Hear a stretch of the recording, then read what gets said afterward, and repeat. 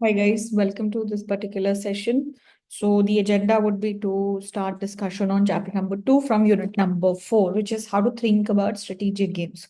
So इससे पहले वाले लेक्चर में हमने बेसिक जनरल कुछ एग्जांपल्स किए थे गेम्स के एंड बेसिक उतना ज़्यादा टर्मिनोलॉजी के बारे में बात नहीं की थी but in this particular game we will get deeper into this game theory based terminology क्या रहती है, काफ़ी सारे अलग अलग डेफिनेशंस देखेंगे and what are different sorts of classifications that are there in terms of games में किस किस तरीके की चीजें हो सकती हैं, पे ऑफ, इक्विलिब्रियम, गेम किस तरीके का है, साइमल्टेनियसली मूव कर रहे हो, सीक्वेंशियली मूव कर रहे हो, थिंग्स लाइक दैट. ठीक है.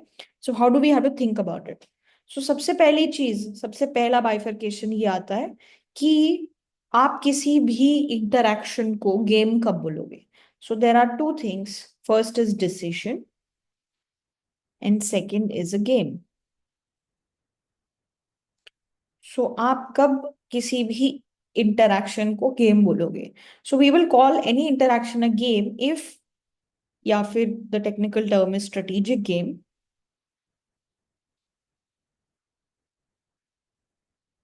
if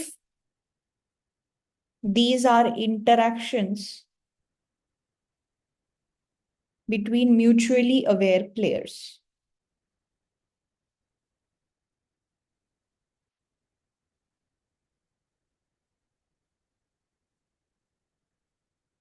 कि अगर मैं कोई एक्शन खेलती हूँ तो उससे आपकी जिंदगी पे कोई इम्पैक्ट पड़ने वाला है, अगर मुझे उस बारे में पता है, और दूसरा इंसान जो है, दूसरा प्लेयर है, वो अगर कुछ एक्शन लेता है, वो अगर कुछ डिसीजन लेता है, तो उससे मेरी जिंदगी पे क्या इम्पैक्ट होगा. If we are well aware about all these aspects, so that particular interaction will be called a strategic game. On the other hand, when do we call it a decision? Decision would be a situation where each person can choose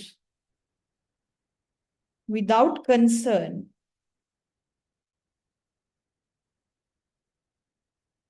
for reaction or response from others. मुझे नहीं फर्क पड़ता बाकी लोग क्या करेंगे. I am just making a decision on my own and this particular decision, I don't care. I mean, I am not concern कि बाकी लोगों पे क्या इम्पैक्ट होगा, एंड बाकी लोग are also not concern about how this thing can affect me. Then it will be called a decision. ठीक है. तो क्या आपके पास क्राइटेरिया रहता है डिसाइड करने का कि कोई जो इंटरेक्शन है वो एक डिसीजन है या एक स्ट्रेटेजिक गेम है. That if there are two, if there are two or more players, each of whom responds to what others do, कि बाकी लोग क्या कर रहे हैं उसके बेसिस पे मैं रिस्पॉन्ड करती हूँ, या बाकी लोग क्या सोच रहे हैं उसके बेसिस पे मैं रिस्पॉन्ड करती हूँ, और what each thinks others might do.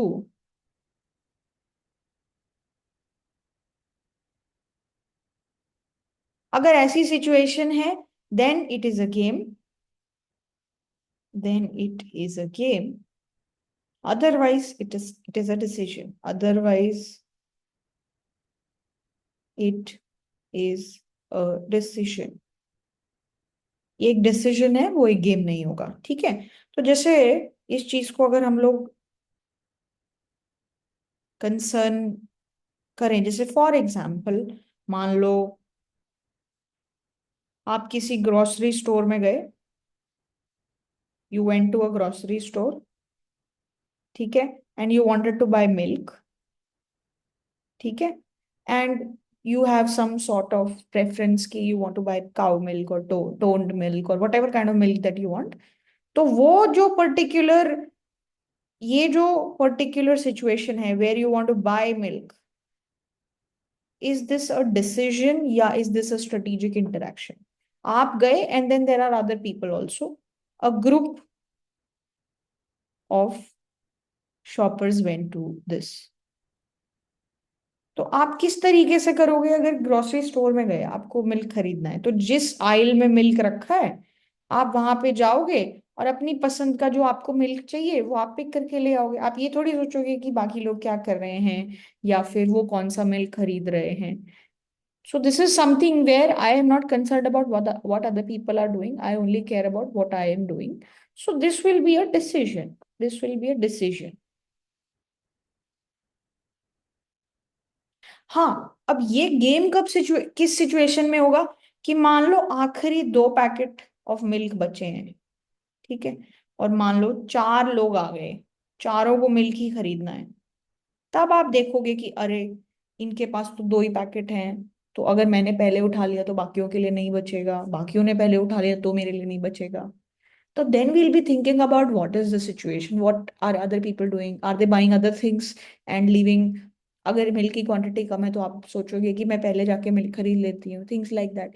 In that situation it can be a game, but unless all these special circumstances are mentioned to us, this is a simple decision, this is not a game, okay? For example, जैसे मान लो एक platform है Swiggy और एक platform है जोमैटो, ठीक है। अब आप मान लो आपको फूड ऑर्डर करना है, ठीक है, तो आपने मान लो जो भी आपको प्रोडक्ट खरीदना था वो स्विगी पे फाइनल प्राइस मिल रहा है 250 में, और वो जोमैटो पे मिल रहा है लेट्स से ₹260 में। तो जो सिचुएशन है वो क्या है? मान लो choosing how pricing is done, choosing how pricing is done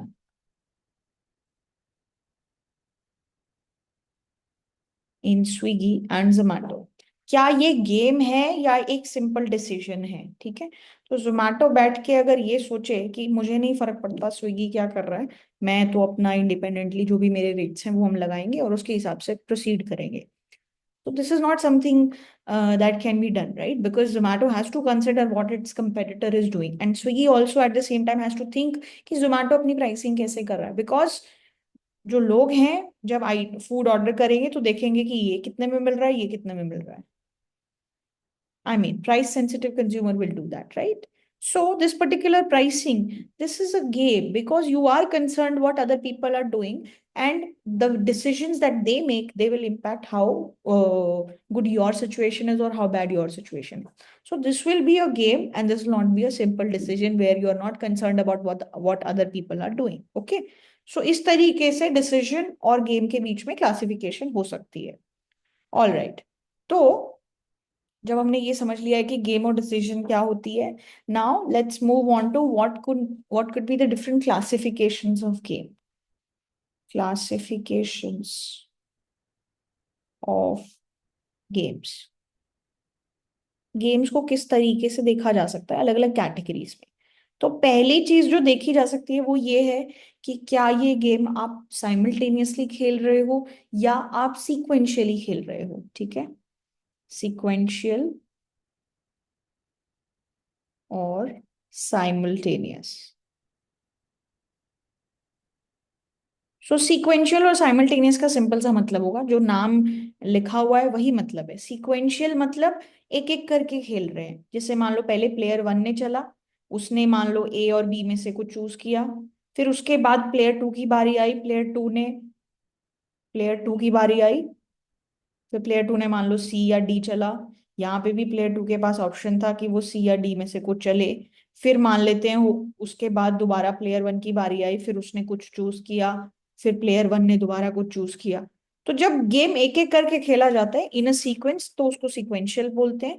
simultaneous मतलब कि एक इंसान बैठ के अपना स्ट्रैटेजी डिसाइड कर रहा है और ये इंसान भी बैठ के अपनी स्ट्रैटेजी डिसाइड कर रहा है, ठीक है। They don't know what they are do, इसको नहीं पता कि ये क्या खेलेगा, इसको नहीं पता कि ये क्या खेलेगा, लेकिन साइमल्टेनियसली ये लोग डिसाइड कर रहे हैं।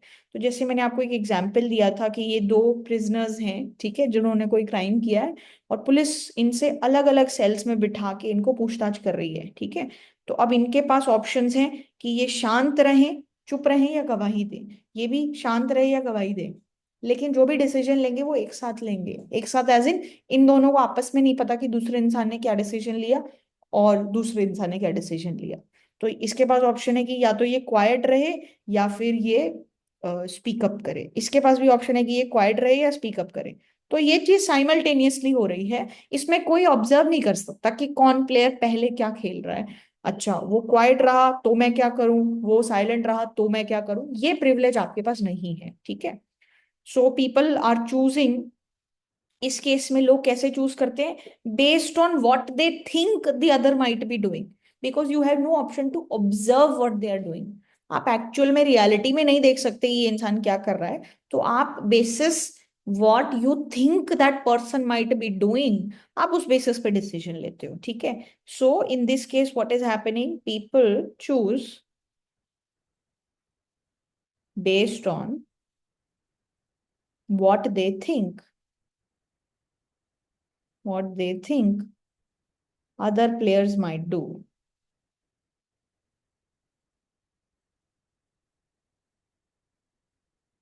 and don't have the opportunity to observe, and don't have the opportunity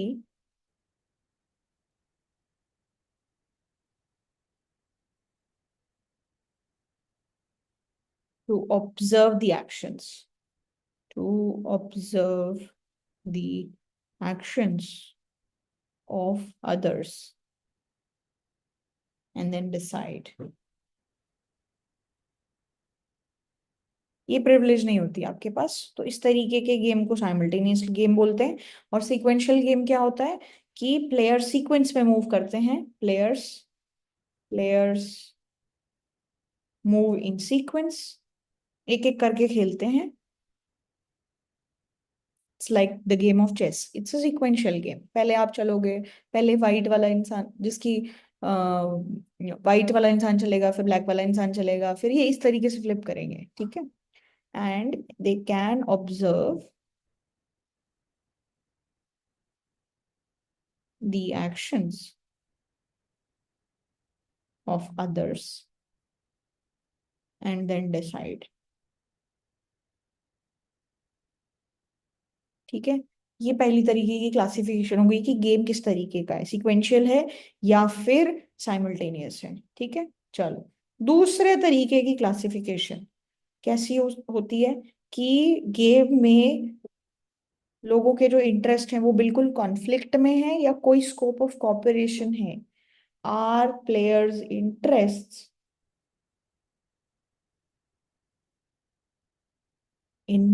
in total conflict,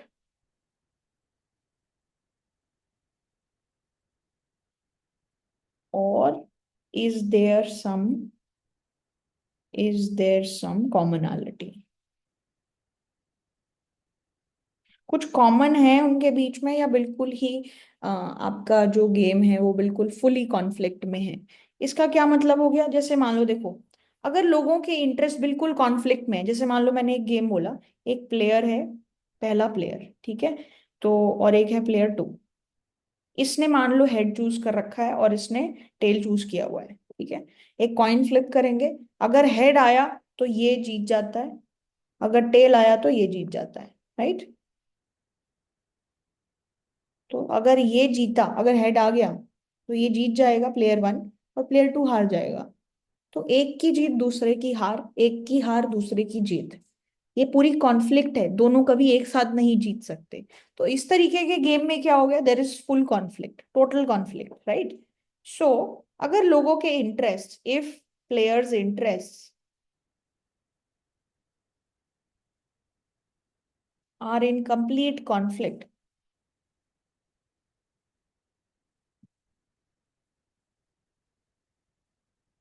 कि एक इंसान का गेन दूसरे इंसान का लॉस है, वन पर्सन्स गेन, एक इंसान का gain is other person's loss,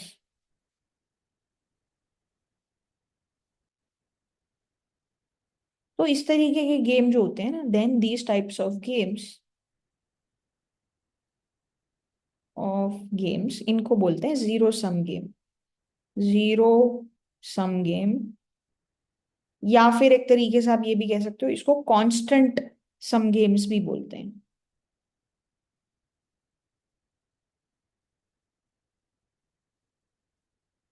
ठीक है, जहां पे देर इज टोटल कॉन्फ्लिक्ट। जैसे मान लो एक गेम है जिसमें 100 रुपए डिसाइड करने हैं, 100 रुपए हैं, देर आर 100 रुपीज, एक प्लेयर है और एक ये प्लेयर है, ठीक है, और ये 100 रुपए बांटने हैं। दोनों को बोला गया कि आप जीरो से लेके, नॉट जीरो, 1 से लेके 100 के बीच में कोई भी नंबर बोलो, और ये भी बोलेगा आप 1 से लेके 100 के बीच में कोई भी नंबर बोलो, ठीक है। और जिसका नंबर छोटा आएगा उसको हम लोग, जो उसने नंबर बोला है वही दे देंगे, और बाकी बचे हुए इंसान को जो बचा हुआ नंबर है वो दे देंगे। तो इस तरीके का भी गेम हो सकता है, right. So here people would, अब जितना छोटा नंबर बोलेंगे क्या होगा, जिसने छोटा नंबर बोला उसको जो नंबर बोला उसने, उसको उतने पैसे मिल जाएंगे, जो बचा हुआ, जो हार गया इंसान, उसको बचे हुए पैसे मिल जाएंगे, राइट। सो अब इनको गेम जीतना भी है और ज्यादा से ज्यादा पैसे भी लेने हैं। अगर बहुत जो छोटा नंबर लेंगे तो बहुत छोटा इनाम इनको मिलेगा, बचा हुआ सारा पैसा दूसरे प्लेयर को मिल जाएगा, right. So this is also a conflicting situation. And जो गेन होगा वो 100 रुपए ही होगा, ठीक है। अगर एक को ज्यादा पैसे मिलेंगे तो वो जो पैसे कम हो रहे हैं वो दूसरे की तरफ से ही कम हो रहे होंगे, right. So this is also a constant sum game, right. तो इस तरीके के गेम को कांस्टेंट सम या जीरो सम गेम बोल सकते हैं, जिसमें पूरी तरह से चीजें कॉन्फ्लिक्टेड हों, ठीक है। लेकिन हर गेम ऐसा नहीं होता जहां पे जीरो सम वाली सिचुएशन है। जैसे कुछ चीजें हैं जहां पे गेम खेल के दोनों का बेनिफिट हो सकता है। जैसे अगर आपने माइक्रो इकोनॉमिक्स में ही, हमारे पास एक कॉन्सेप्ट है कंपेरेटिव एडवांटेज का,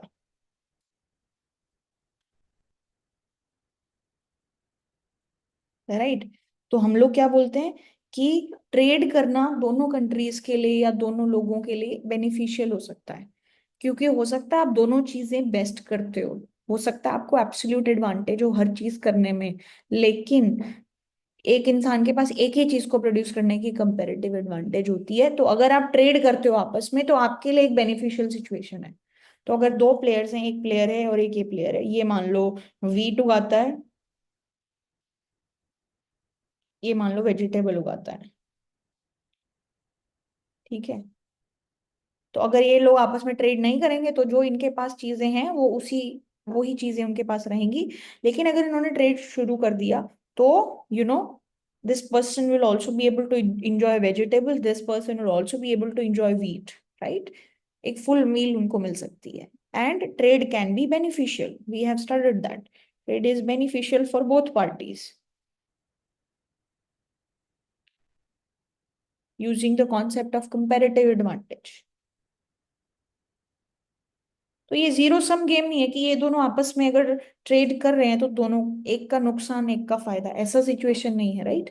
दोनों अगर ट्रेड कर रहे हैं तो दोनों का फायदा हो सकता है। तो इस तरीके के गेम क्या है, it's not a zero sum game, not a zero sum game.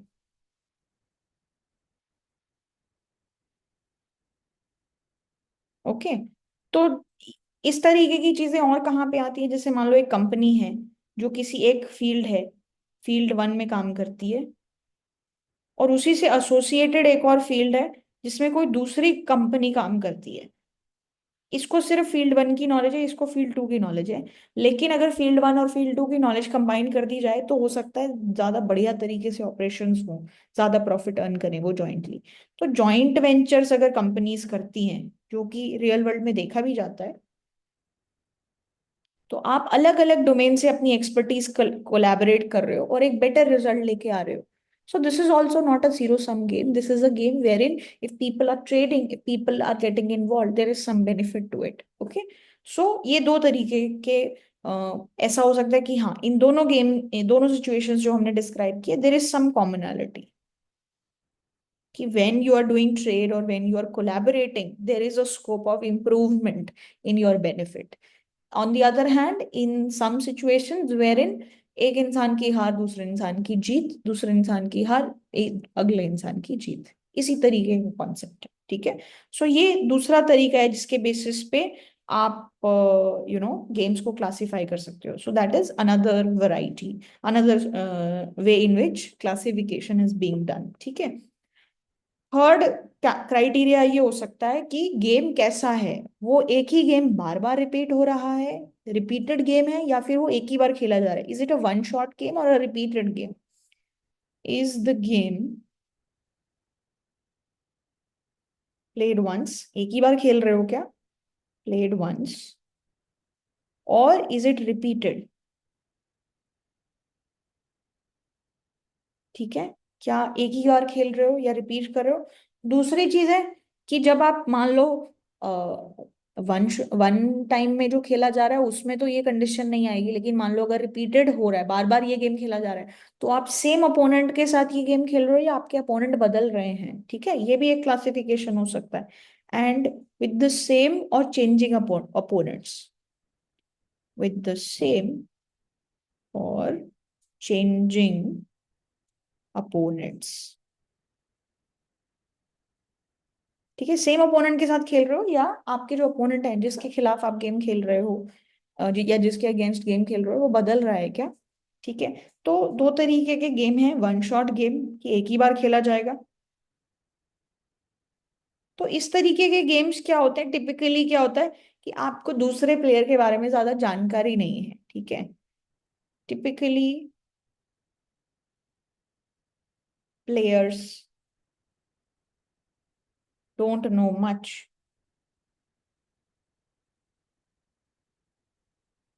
about other players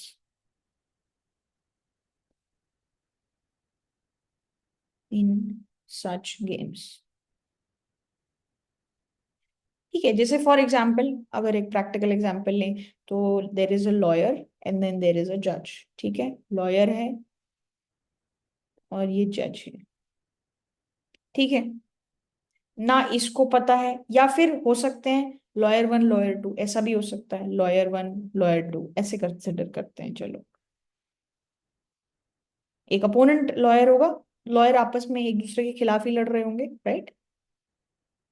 lawyer one lawyer two, एक कोई हमारा एक्यूज्ड है, ठीक है, एलिजेड एक्यूज्ड है, ये इसको डिफेंड करेगा, ये इसके खिलाफ बोल रहा है।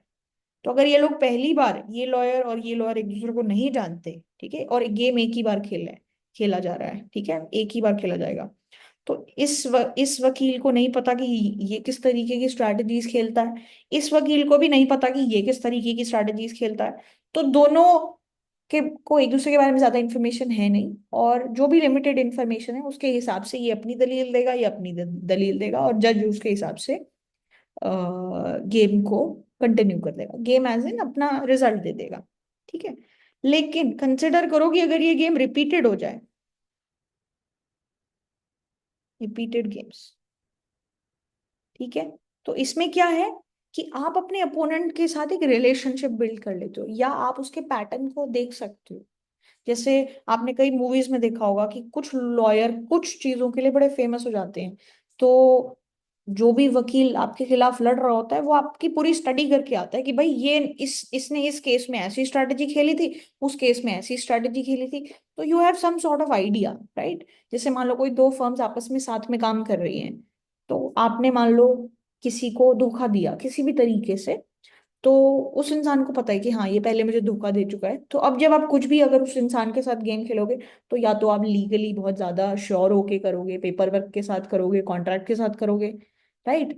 तो you build some sort of relationship and then your strategies also change basis that. ठीक है, तो रिपीटेड गेम्स में क्या होता है कि games with ongoing relationships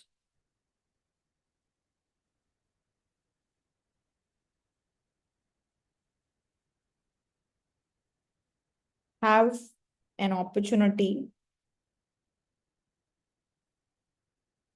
to build a reputation, एक reputation build हो जाती है, to build a reputation and find out more about the opponent।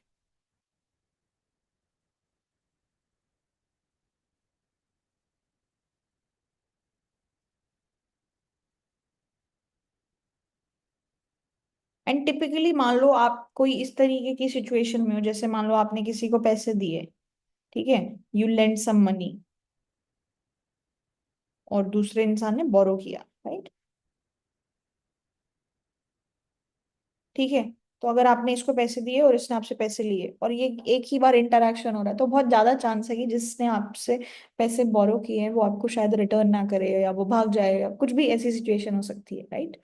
But अगर इन दोनों प्लेयर्स को पता है कि इनके बीच में लॉन्ग टर्म में चीजें होनी है, या फिर ये एक ही गांव में रहते हैं, तो ये गांव छोड़ के भाग जाएगा, इसकी पॉसिबिलिटी बहुत कम है। और मान लो इसने इसके पैसे नहीं दिए, उसकी गांव में बदनामी हो जाएगी, या इनको पता है कि इनको एक ही जगह रहना है, लॉन्ग टर्म रिलेशनशिप होनी है, बार बार ये चीज होगी, तो ये इंसान कुछ भी करके इसके पैसे लौटाने की कोशिश करेगा, बिकॉज इसको अपनी आगे की जिंदगी भी जीनी है, राइट?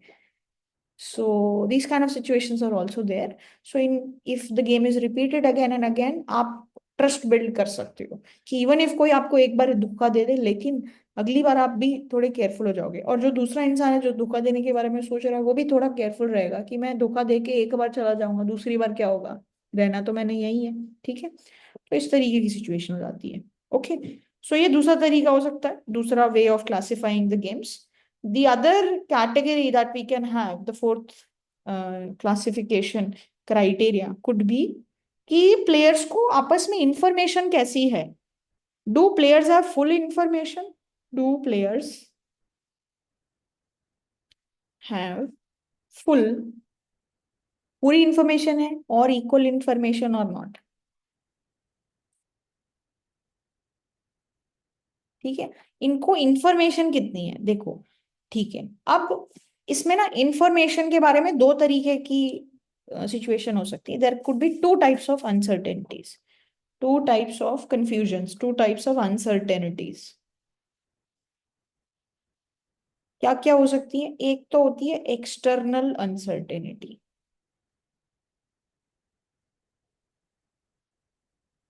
और एक होती है स्ट्रेटेजिक अनसर्टेनिटी।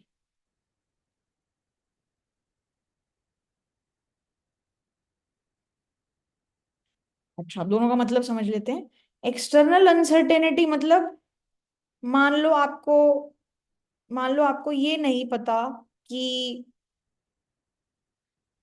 जैसे मान लो जैसी भी कोई आपका सिचुएशन है, मान लो क्रॉप, आप कोई क्रॉप ग्रो कर रहे हो, बट आपको ये नहीं पता कि वेदर कैसा रहेगा, क्रॉप के लिए बेनिफिशियल वेदर रहेगा या वैसा वेदर नहीं रहेगा। So let's say you have some uncertainty about external circumstances, external circumstances के बारे में अनसर्टेनिटी है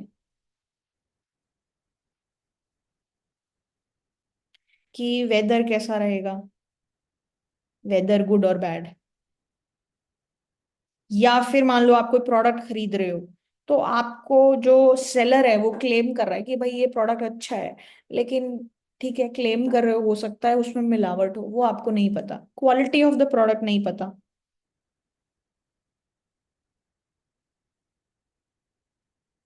ठीक है? मान लो कोई इंसान आपको, मान लो आप सेकंड हैंड कार खरीदने जाते हो, ठीक है? तो जो भी आपको बेच रहा है उसको पूरी बात पता है कि ये कार कैसी है, इसमें ऐसे ब्रेक मारो तो लगता है, ऐसे मारो तो नहीं लगता, इसमें स्टीयरिंग में ये प्रॉब्लम है, इसकी एक हेडलाइट नहीं जलती है, ये वो जो भी है, उसको बिल्कुल फुल डिटेल में पता है कि इसकी कार के साथ क्या क्या समस्याएं हैं, ठीक है? लेकिन जो बायर है, जो सेकंड हैंड कार को खरीद रहा है, उसको कुछ नहीं पता, और सेलर अपना खुद थोड़ी बताएगा कि इस कार में ये प्रॉब्लम्स है। वो जितनी प्रॉब्लम्स बताएगा, उसको कार का, सेकंड हैंड कार का जो प्राइस मिलेगा उतना ही लो होगा।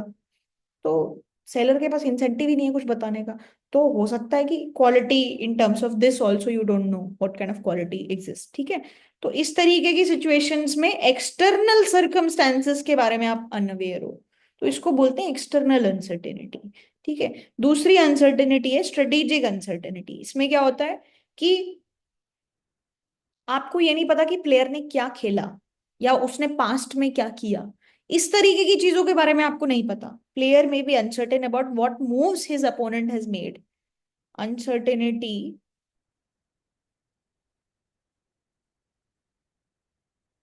अबाउट व्हाट मूव्स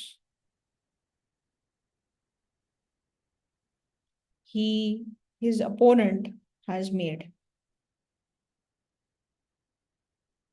जैसे फॉर एग्जाम्पल, वो एक प्रिजनर्स डिलेमा का एक गेम खेल रहे थे हम, जिसमें दोनों अलग अलग सेल्स में बिठा के इनसे बातचीत करी जा रही है। तो अब इसको नहीं पता कि इसने क्या बोला, इसने खिलाफ गवाही दे दी या ये शांत रहा। ना इसको पता है कि इसने क्या बोला, मेरे खिलाफ गवाही दे दी या फिर ये शांत रहा। तो this is called strategic uncertainty, ठीक है? तो गेम में अगर या तो स्ट्रेटेजिक अनसर्टेनिटी हो या फिर एक्सटर्नल अनसर्टेनिटी हो, दोनों में से कोई भी अनसर्टेनिटी हो, so that is called a game of imperfect information. और अगर दोनों में से कोई अनसर्टेनिटी नहीं हो तो उसको बोलते हैं गेम ऑफ परफेक्ट इंफॉर्मेशन, ठीक है। So if a game has neither, ना तो external, has neither external nor strategic uncertainty, तो इस तरीके के गेम को क्या बोलेंगे? Game with perfect information, game with perfect information, game with perfect information,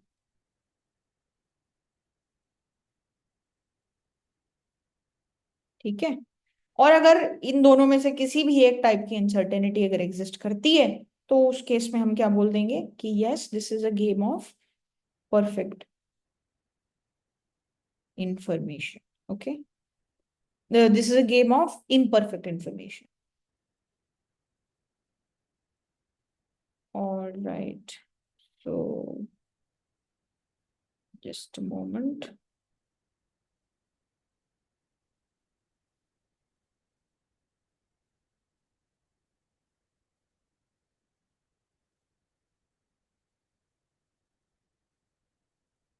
All right.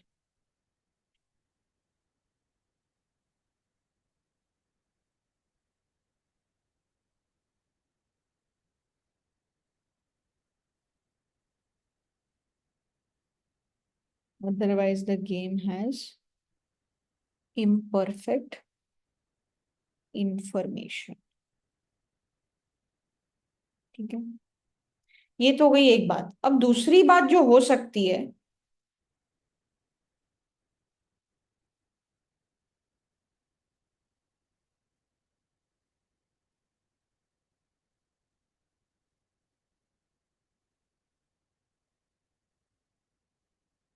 Okay, तो जो दूसरी बात हो सकती है वो ये है कि हो सकता है कुछ गेम्स ऐसे हो जहां पे एक साइड ऑफ द प्लेयर को ज्यादा इंफॉर्मेशन है then the other side of the player, ठीक है।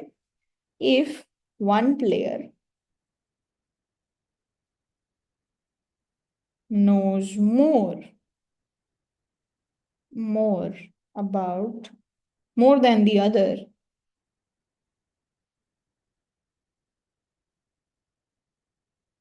than another player in the game, then this is a situation called asymmetric information। कि सिमेट्रिक इंफॉर्मेशन नहीं है, मतलब सेम इंफॉर्मेशन नहीं है, एक साइड को ज्यादा पता है दूसरी साइड को थोड़ा कम पता है, then it is called situation of incomplete information,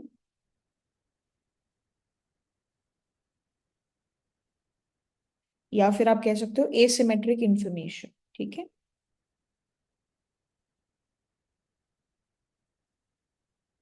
asymmetric information, all right, asymmetric information या फिर a situation of incomplete information, all right, ठीक है। तो अब इसके कुछ एग्जांपल्स बताती हूँ मैं आपको। तो देखो जैसे फॉर एग्जांपल मान लो क्या है कि कोई एक फर्म है, एम्प्लॉयर है वो, ठीक है, ये लोगों को हायर करना चाहती है, ये बच्चों को हायर करना चाहती है, और हर कंपनी यही चाहेगी कि ये बेस्ट से बेस्ट कैंडिडेट को हायर करे, ठीक है। और बच्चे या जो भी एप्लीकेंट्स हैं, स्टूडेंट्स लेट्स से, वो भी ये चाहेंगे कि हमें बेस्ट से बेस्ट कंपनी में मिले, हायरिंग हो, राइट।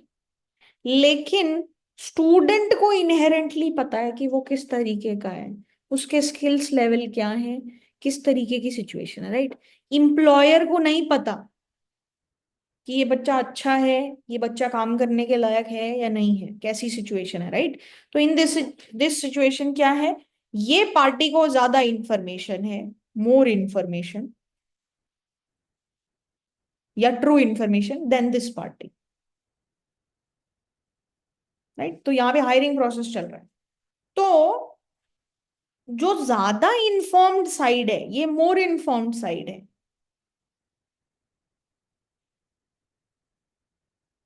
देखो बच्चों को, स्टूडेंट्स को अपनी रियलिटी खुद पता है, कौन किस लेवल पे है, किसको कितनी चीजें आती हैं, किसने कितनी मेहनत की है, वो उसको अंदर से पता है, राइट।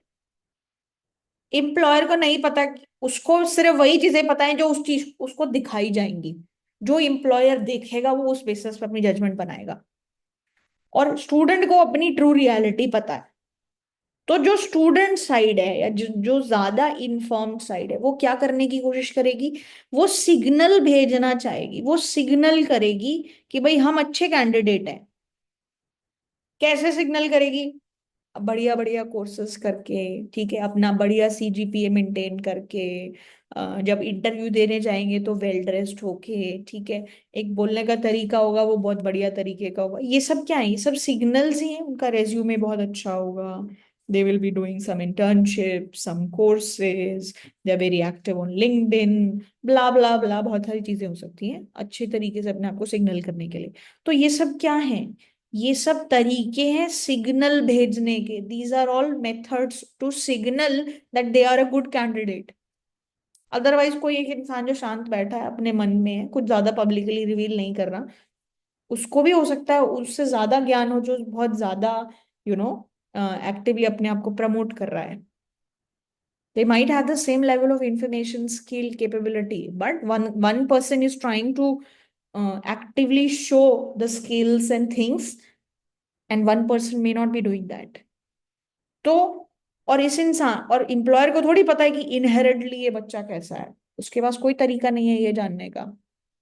तो जो मोर इन्फॉर्म्ड साइड है वो सिग्नल भेजने की कोशिश करती है। सिग्नलिंग का तरीका है अच्छी अच्छी डिग्रीज लेके अच्छे अच्छे इंस्टीट्यूट्स में पढ़ना। क्या है? एक तरीका ऑफ सिग्नलिंग ही है कि भाई हमने यहाँ से पढ़ाई की है, तो हम लोग यहाँ पे हमारी एंट्री हुई, that means we are capable enough, so you should hire us. ये भी एक सिग्नलिंग टेक्निक ही है, ठीक है। वरना पढ़ाई तो मान लो, अगर लिटरली पढ़ाई सेंस में बात करें तो पढ़ाई तो हर जगह सेम ही हो रही है, राइट। तो ये सब एक सिग्नल का तरीका है, ठीक है। तो जो मोर इन्फॉर्म्ड साइड है वो ट्राई करेगी लेस इन्फॉर्म्ड साइड को सिग्नल भेजने के लिए, जिससे इंप्लॉयर डिसाइड कर पाए कि क्या हो रहा है। इसको बोलेंगे सिग्नलिंग, ठीक है। और जो लेस इन्फॉर्म्ड साइड है, ये वाली साइड, लेस इन्फॉर्म्ड साइड, इसको ज्यादा नहीं पता, लेस इन्फॉर्म्ड साइड। अब ये लोग भी हाथ पे हाथ थोड़ी ना रख के बैठेंगे कि हाँ ठीक है जो जैसे बोलेगा। ये लोग भी अपनी टेक्निक्स बनाएंगे। तो जो लेस इन्फॉर्म्ड साइड है वो क्या करेगी? वो भी कुछ एक्शंस लेगी, they will take some actions. और ऐसी सिचुएशंस क्रिएट करेंगे, क्रिएट सिचुएशंस जहां पे लोगों की ट्रू नेचर रिवील हो, that credibly reveals the information of more informed side,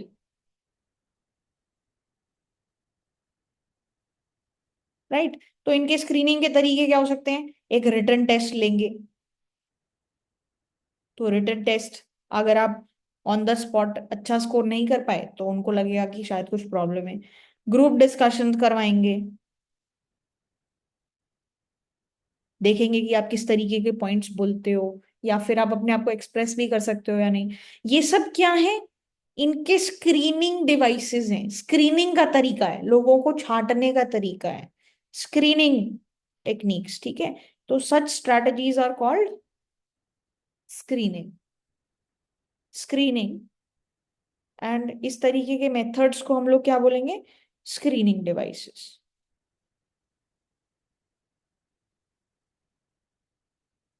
या सो सच strategies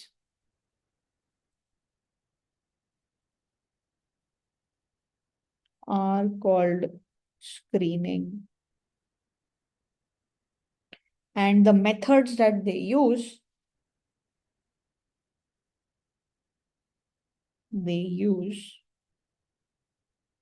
are called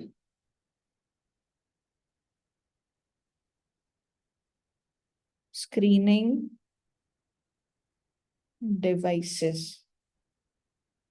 Not literally devices, but the method is called screening devices. ठीक है, जैसे for example second hand car है, तो इसमें सेकेंड हैंड कार का अगर मार्केट देखें तो जो सेलर है उसको ज्यादा इंफॉर्मेशन है देन बायर्स। तो ये सिग्नल करने की कोशिश करेगा कि भाई हमारी कार ले लो, हमारी कार अच्छी है। कैसे? भाई बढ़िया से कार को क्लीन करवाएगा, पॉलिश करवाएगा, सर्विस करवाएगा, everything. This is a way to signal that their car is nice. ठीक है, ये बायर क्या करेगा? ये भी भाई, अब ये भी बेवकूफ नहीं है, जो ये सेलर बोलेगा उस बात पे भरोसा तो नहीं करेगा। ये भी बोलेगा चलो मेरे को टेस्ट ड्राइव करनी है, एक दो बार टेस्ट ड्राइव करेगा, खुद गाड़ी ड्राइव करेगा तो समझ में आएगा कि अच्छा अलग अलग कंपोनेंट्स में क्या क्या प्रॉब्लम है। तो ये इसका स्क्रीनिंग डिवाइस हो सकता है, और इसका सिग्नलिंग का तरीका है कार को वेल मेंटेन करना। ठीक है, this could this is how this particular situation is taken care of. जैसे हेल्थ इंश्योरेंस की मार्केट है। हेल्थ इंश्योरेंस में क्या होता है? आप एक इंश्योरेंस कंपनी है और एक इंडिविजुअल है जिसको हेल्थ इंश्योरेंस खरीदना है।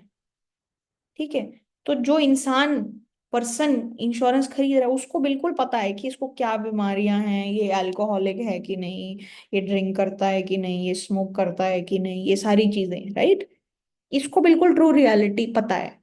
अब हो सकता है कि जब कंपनी इससे पूछे कि भाई, क्योंकि अगर कोई इंसान रिस्क पे है तो ये उससे ज्यादा प्रीमियम चार्ज करेंगे या उसको उतना कवरेज नहीं देंगे कि ऑलरेडी आपको मान लो ये बीमारी है तो इसके लिए हम आपको कवरेज नहीं देंगे।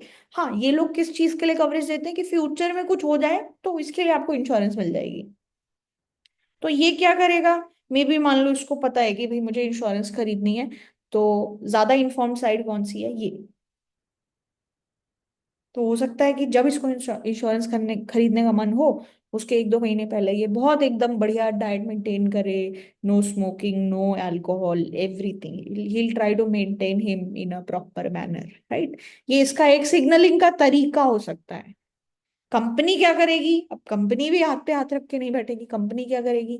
ये इसके मेडिकल टेस्ट करवाएगी, इसकी हिस्ट्री देखेगी, इसकी पूरा बैकग्राउंड रिसर्च करेगी कि इसको क्या क्या बीमारी है, क्या क्या नहीं है, ताकि हम ऐसी चीज के लिए कवरेज ना दे दें जिसको जो इसको ऑलरेडी बीमारी है, राइट। तो ये इनका स्क्रीनिंग का तरीका है, हेल्थ टेस्ट करवाना, थिंग्स लाइक दैट। ठीक है, तो this is how the things are done in this particular situation. ठीक है, तो ये हमारा चौथा तरीका था जिसके बेसिस पे आप गेम्स को अलग अलग कैटेगरीज में डिफाइन कर सकते हो इंफॉर्मेशन के बेसिस पे। जो हमारा फिफ्थ क्राइटेरिया हो सकता है वो ये है कि आर द रूल्स, गेम के जो रूल्स हैं वो फिक्स्ड हैं या वो मैनिपुलेबल हैं। Are the rules of the game fixed, fixed है गेम के रूल, या फिर मैनिपुलेबल है, मैनिपुलेट किया जा सकता है, रूल बदले जा सकते हैं क्या? तो देखो, जो आप टिपिकली जो गेम गेम के सेंस में गेम्स सुनते हो, जैसे चेस का गेम हो गया, कार्ड गेम हो गए, या कोई स्पोर्ट हो गया, क्रिकेट हो गया, फुटबॉल हो गया, राइट, ये सब के रूल फिक्स्ड होते हैं। रूल्स आर फिक्स्ड, फिक्स्ड, और हर प्लेयर को ये रूल्स फॉलो करने पड़ते हैं। बट जो थोड़े और सोफिस्टिकेटेड इंटरैक्शंस हैं, जैसे कि बिजनेस की बात की जाए, ठीक है, पॉलिटिक्स की बात की जाए, या आप अपनी डेली लाइफ, ऑर्डिनरी लाइफ में जिस तरीके से चीजें करते हो, उसमें कोई रूल बुक थोड़ी है कि भाई बिजनेस ऐसे ही करना है। हाँ, आप कुछ पैटर्न्स देखते हो कि हाँ इसने ऐसे किया था, उसने वैसे किया था, लेकिन कोई रूल बुक तो नहीं है ना कि यही रूल बुक फॉलो करनी है। लोग जैसे जैसे इवॉल्व होते हैं, जो कस्टमर्स इवॉल्व होते हैं, लोगों के अपने अपने तरीके होते हैं बिजनेस करने के। पॉलिटिक्स में भी कोई रूल बुक थोड़ी है कि भाई ऐसे ही इलेक्शन जीता जाता है। क्या पता दूसरी पार्टी इतना खराब परफॉर्म कर रही हो कि आप जीत जाओ। हो सकता है आपने अपने आप को इतना अच्छा पिच किया कि आप जीत जाओ। हो सकता है आप रियल इश्यूज पे लड़ रहे हो सकता है आप कास्ट बेस्ड चीजों पे लड़ रहे हो सकता है आप रिलीजन बेस्ड चीजों पे लड़ रहे हो। There can be very different way of approaching business politics which is very individual. या फिर आप ऑर्डिनरी लाइफ में क्या करते हो, ठीक है, ठीक है, देर इज अ मोर और लेस फिक्स पैटर्न कि पहले स्कूल जाएंगे फिर कॉलेज जाएंगे फिर जॉब करेंगे या बिजनेस करेंगे फिर शादी हो जाएगी फिर बच्चे हो जाएंगे। एक जनरल पैटर्न है बट ऐसा कोई फिक्स नहीं है। People are choosing to do different sorts of things. So इस तरीके की सिचुएशंस में जो गेम है उसमें रूल्स मैनिपुलेबल हैं और वो फिक्स नहीं है, वो मोर और लेस मेंड हो सकते हैं, ठीक है। People can make their own rule. People can make, and please remember this, that people can make their own rules in their own ordinary life, in business, in politics, and other aspects of life. People can make their own rule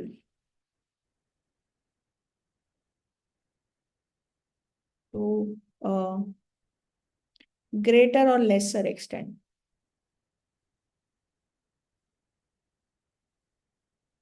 ठीक है। सो कुछ situations हैं जहाँ game के rules manipulate हो सकते हैं, कुछ गेम्स हैं जहाँ पे चीजें फिक्स्ड हैं, ठीक है।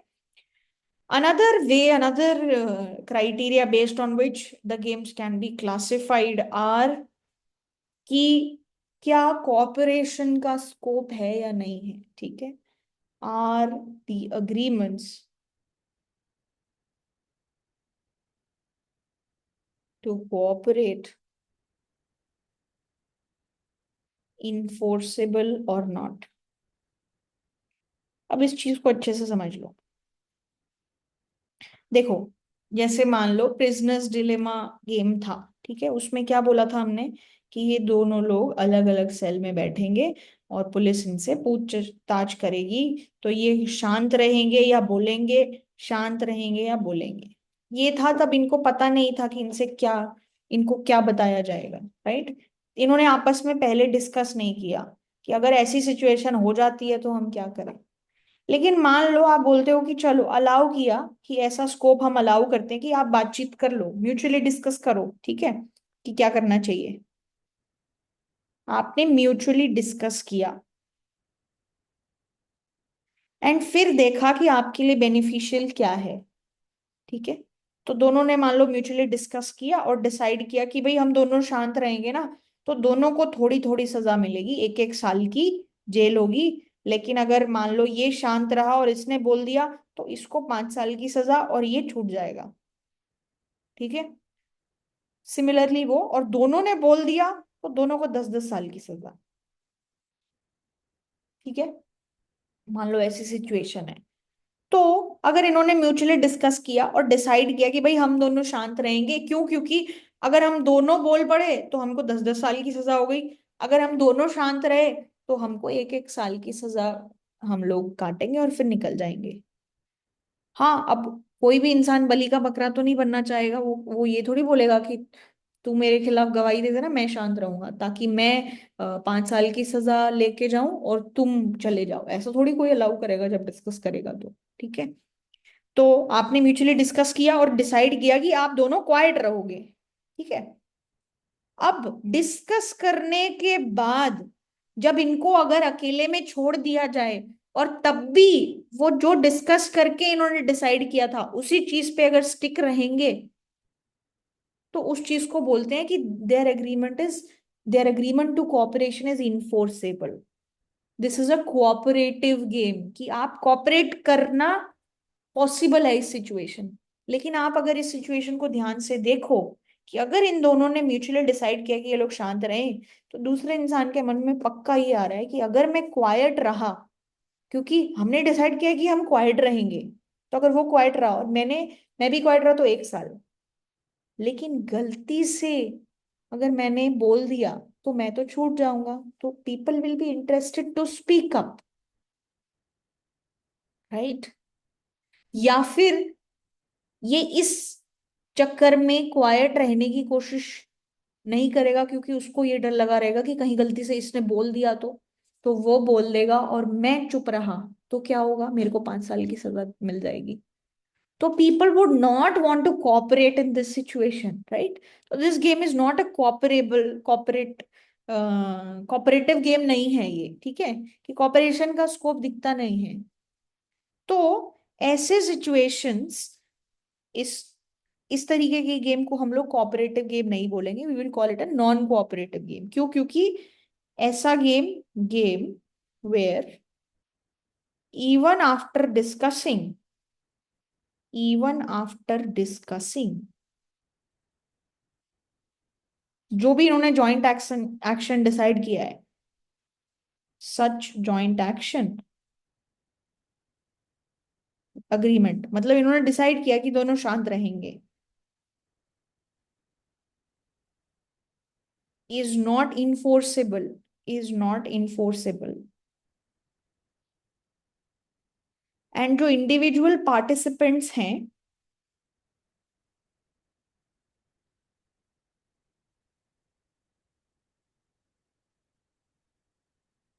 they must be allowed to act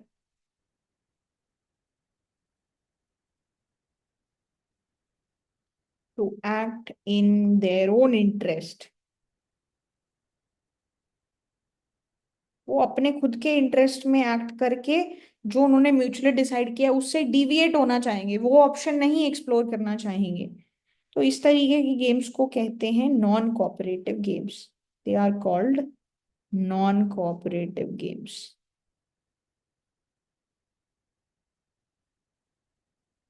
ठीक है। एंड ऐसे गेम्स जहां पे ऐसा स्कोप हो, so if players are allowed to mutually discuss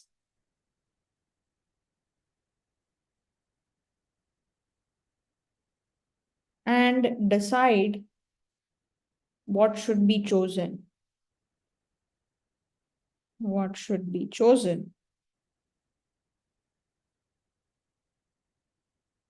and player वही चूज करे जो उन्होंने म्यूचुअली डिसाइड किया है, and players choose to do the same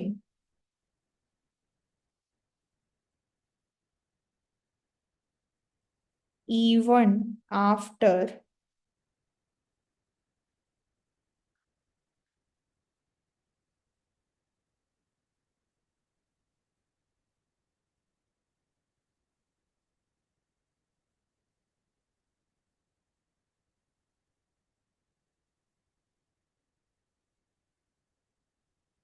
do the same even after they separate। वो अपने अलग अलग सेपरेट भी हो गए, उसके बाद भी वो वही चूज कर रहे हैं जो उन्होंने म्यूचुअली डिसाइड किया था। तो इस तरीके के गेम्स को क्या बोलते हैं? Cooperative games. सो ये कैसे गेम्स हैं? गेम्स इन विच जो जॉइंट एक्शन लिया था इन्होंने, डिसाइड किया था, जॉइंट एक्शन एग्रीमेंट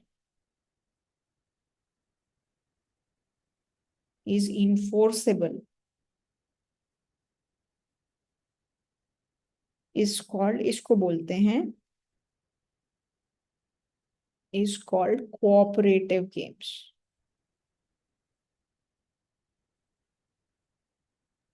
राइट? इस तरीके के गेम को हम क्या बोलेंगे? Cooperative games. और ऐसे सिचुएशन जहां पे even if you mutually decide to do something, but अपने जब इंडिविजुअल सिचुएशन में आप आ जाते हो तो आपको लगता है कि हाँ ये करके कोई फायदा नहीं है, it's better to deviate from what we decided, ऐसे गेम्स को नॉन कोऑपरेटिव गेम्स बोलते हैं। ठीक है। ऑलराइट, सो ये अलग अलग तरीके हैं जिसके बेसिस पे गेम्स को क्लासिफाई किया जा सकता है। तो जैसे फॉर एग्जाम्पल मान लो एक गेम है रॉक पेपर सिजर। ठीक है, रॉक पेपर सिजर।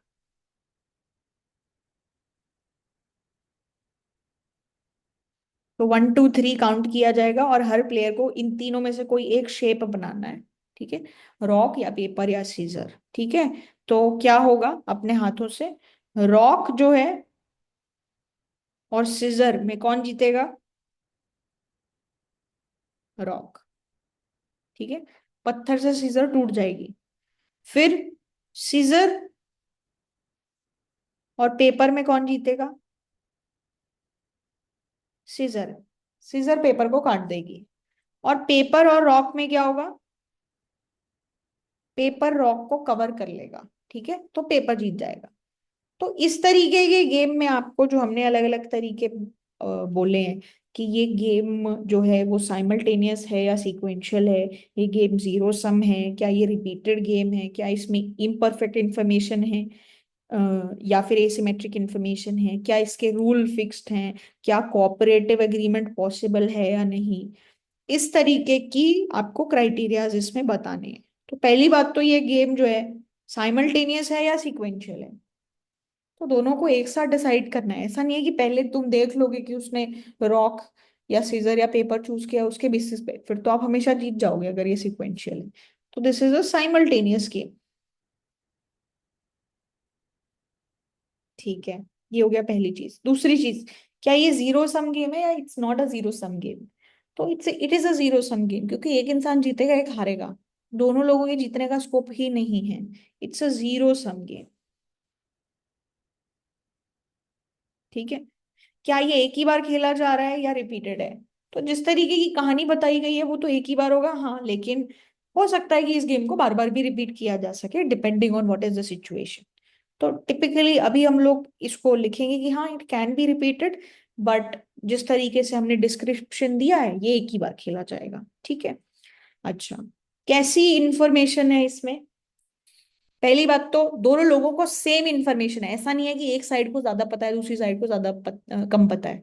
तो एसिमेट्रिक इंफॉर्मेशन तो नहीं है, ठीक है।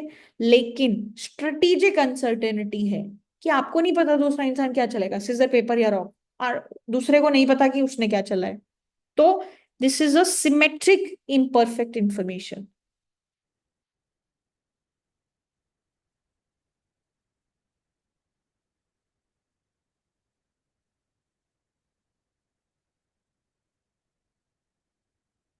ठीक है। चौथी सिचुएशन, अब इसमें जो गेम्स हैं, जो है गेम है वो किस तरीके का है ये, इसमें रूल्स चेंज होते हैं या फिक्स्ड हैं? रूल्स फिक्स्ड ही हैं। ये जीतेगा फिर सीजर पेपर में ये जीतेगा, पेपर रॉक में ये जीतेगा, रूल्स तो फिक्स्ड ही हैं, फिक्स्ड रूल्स हैं इसमें।